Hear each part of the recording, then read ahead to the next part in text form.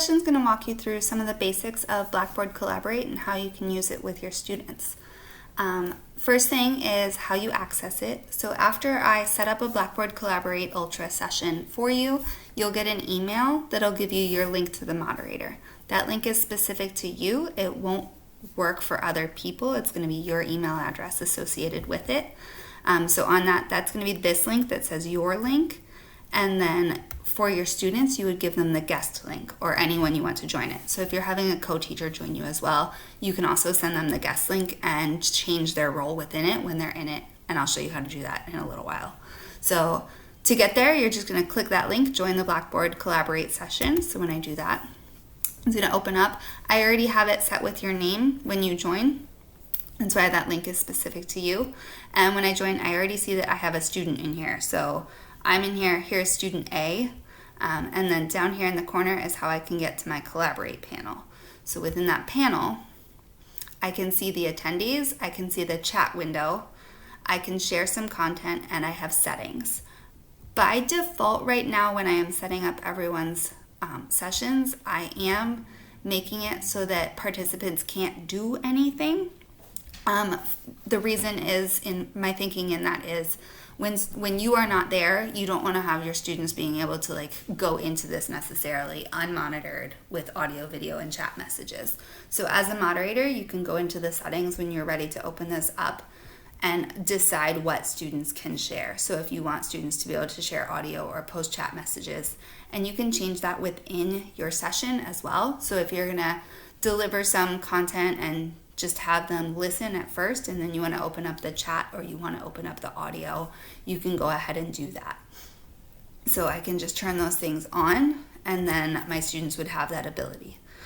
Down here are your controls. So right now my microphone is off, my video is off, and if you want, everyone has the ability to raise their hand, and that just draws attention and lets you know that they might have a question.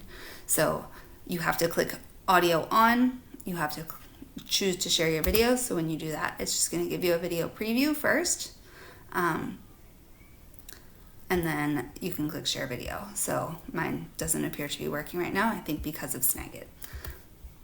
So that's that.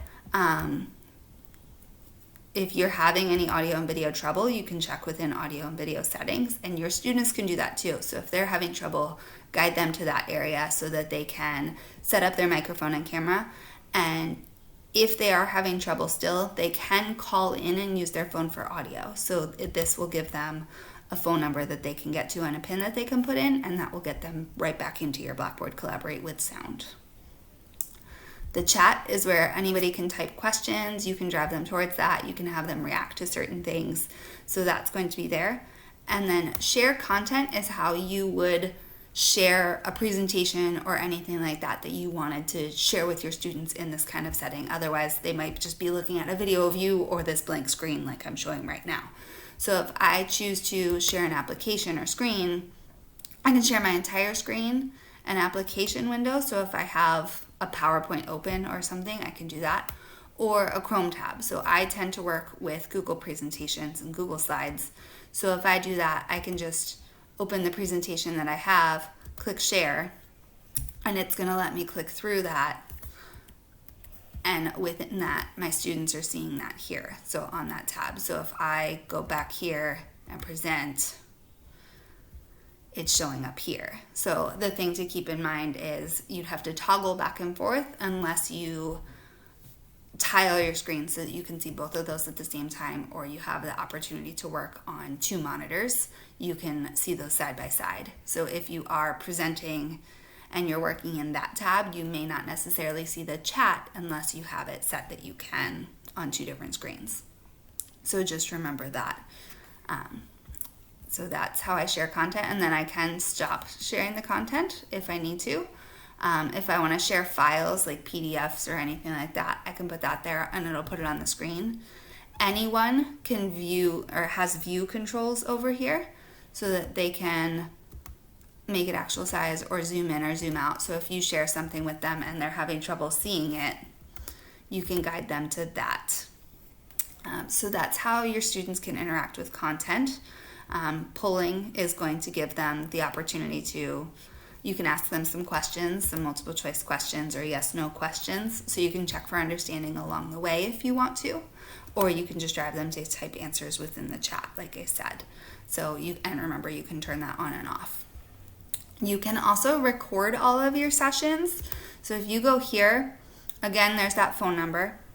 But here's the start recording. So if I wanted to record this session because I was going to share it with my students later or post it so that they have it for later reference, keeping in mind a lot of your students may not be able to attend at the time you are broadcasting live, you can click start recording.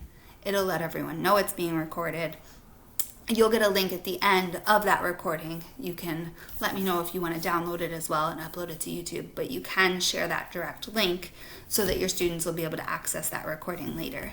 The recording does include the messages in the chat as well, so it'll basically encompass your entire session. And then you can stop the recording, and then that's recording your session. And then when I'm finished, the big thing that I want you to remember to do, if you want to make sure your students are not accessing this without you or anything like that, is just uncheck those things again so that students this is just an empty room for them if they would go into it when you're not in there. So that participants can is what we want to do. So, and you can choose to set this profile pictures for moderators only. That's up to you. And your notification settings for when people join and things like that, you can get to know. So those are your controls within it. And then that pretty much covers it. So, and I don't have any students in here right now to show you, but if I had students, my student lost connection. But if I had students in there, let's see if they'll jump back in. You can change the role of those.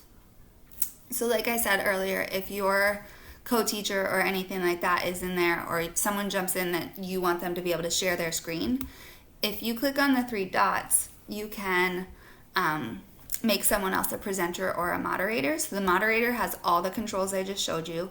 The presenter can have that ability to share content, but they can't do anything else. You can send a private chat message to a student if you need to.